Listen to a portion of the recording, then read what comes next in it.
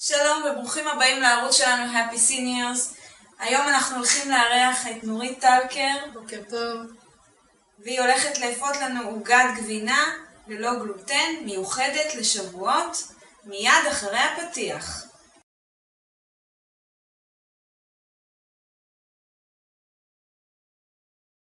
היי, בוקר טוב לכולם, אני נורית טלקר מהעוגות של נורית. אני בעצם עוסקת בעוגות מעוצבות כבר 10 שנים, וב4 שנים האחרונות החלטתי לקחת את זה צעד קדימה. במקביל לזה שאני מהנדסת איכות, התחלתי לעצב עוגות וקינוחי ראווה, מגשי רוח, שולחנות מתוקים, אני גם מעבירה סדנאות, והיום אני עובדת בעסק הזה עם 2 ילדים שלי, והיום אני הולכת להראות לכם איך הולכים להכין עוגת גבינה ללא גלוטן בקלות. אז נורית, תציגי לנו את המצרכים לעוגה. 5 ביצים, ואנחנו אפילו לא מפרידים אותם.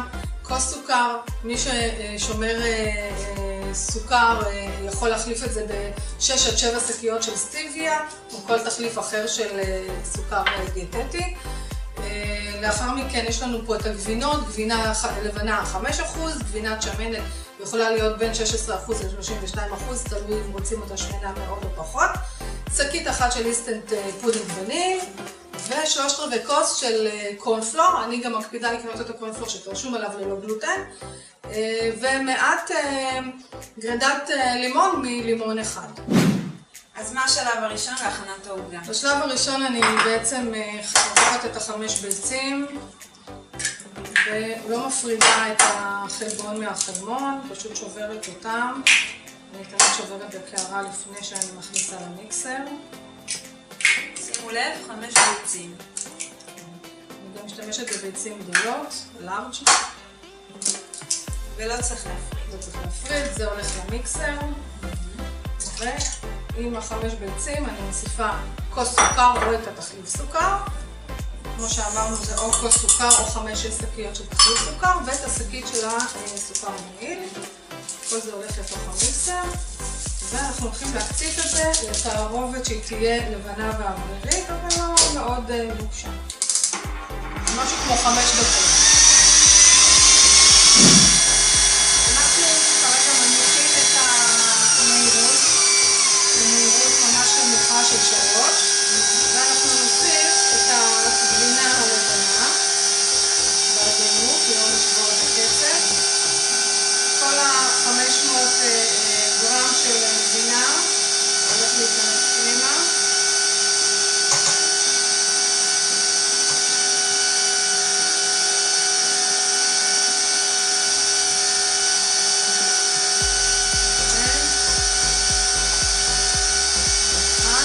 והגבינת שמנת אנחנו נוסיף 3/4, ממש נשאיר 2 כפות בתוך הפינצלת, כי יש פה 250, אנחנו רוצים רק 200.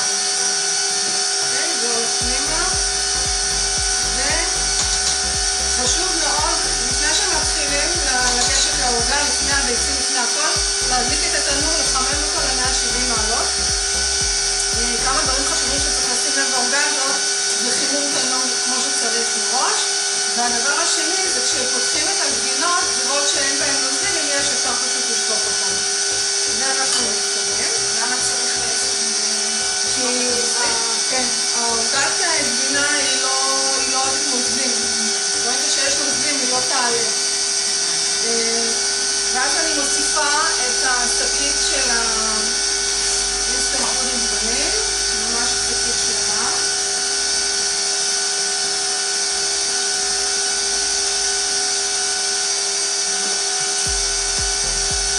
אני לא רוצה גם הרבה ערבוב כדי שהיא לא תראה, אני פשוט מכבה אותו, ומוסיפה את 3/4 כוס קורנפלור.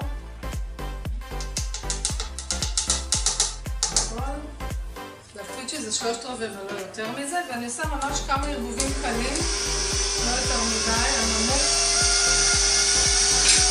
מוסיפה את הגרדת לימון, זה נותן המון, ממש קצוצי לימון, אחר כך מרגישים אותם בעוגה.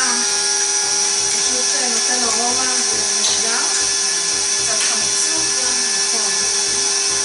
וזה הכל. וזה הולך לתוך תבנית אפייה.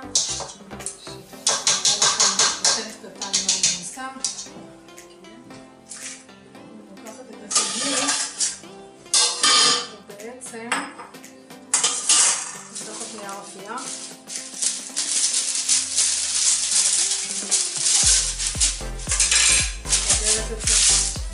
עם הנייר אפייה. נגזור קצת מסביב. בעצם העוגה לא תדבק. זה כדי שיהיה נורא מאוד קל לחלץ אותה אחר כך, זה יהיה חלקה לך. קצת לגזור מסביב, בסדר. טיפה משמנת. ונוזגת את התערובת שלנו. אני נותנת לזה קצת רימוס קל, אוספת מסביב את היבשים. אני תמיד בודקת שזה ממש מעורבב טוב. מוזגים את הכל וזה הולך לתנור.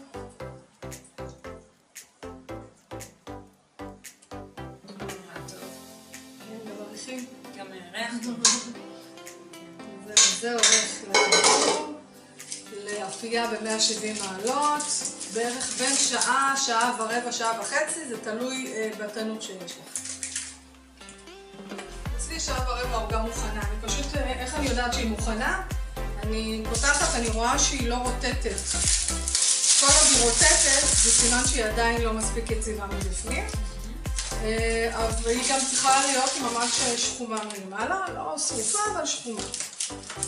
זהו, נמשיך בשלב הבא, בעצם אחרי שאנחנו נוציא אותה, אנחנו ניתן לה להתקרב לטמפרטורת החדר, וכשהיא מוכנה בטמפרטורת החדר, אני ניגשת להכין את הקצפת, שזה בעצם משמנת אחת, שמנת להקצפה, כן, ולה אני מוסיפה 3 כפות של אבקת סוכר, ואם אני רוצה את הקצף קצת יותר יציב, אז אני מוסיפה גם כף אחד של אינסטנט פודינג וניל. מקשטת את העוגה, ואנחנו תכף נראה את זה בעצם איך אנחנו עושים את זה בפועל, מקשטים, פירות אם אפשר, אם רוצים. תחזרו אלינו. אז עכשיו אנחנו הולכים לקשט את העוגה. ברגע שהעוגה התקררה, אני הולכת להכין את הקצפת, שזה בעצם קופסה אחת של שמנת מתוקה, 250 מיל. לתוך המיקסר שלנו.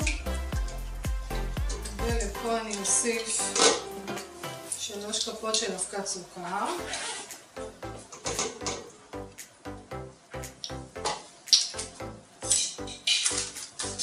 אפילו מורידה מהאבקת סוכר, 2 מספיק לי, כי אני גם הולכת לשים כף אחת של אינסטנט פודינג, כי בא לי שהקצפת תהיה יציבה, פחות אוורירית, יותר יציבה. זהו. ואנחנו נקציף את זה לקצפת עמידה.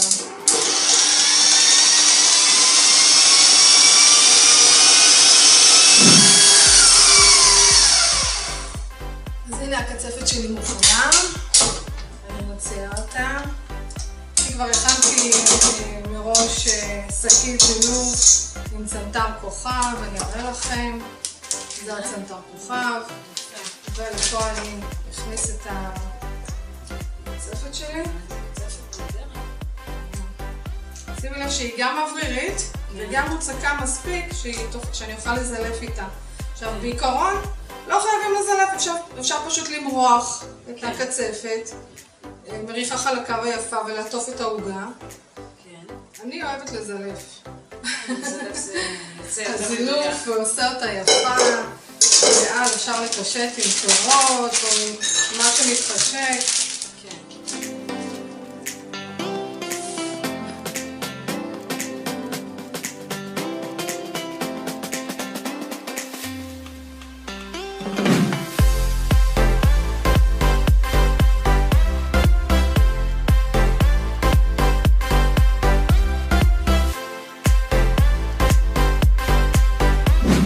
שיהיה לכם בהצלחה עם המתכון, בתיאבון, וחג שמח לכולם.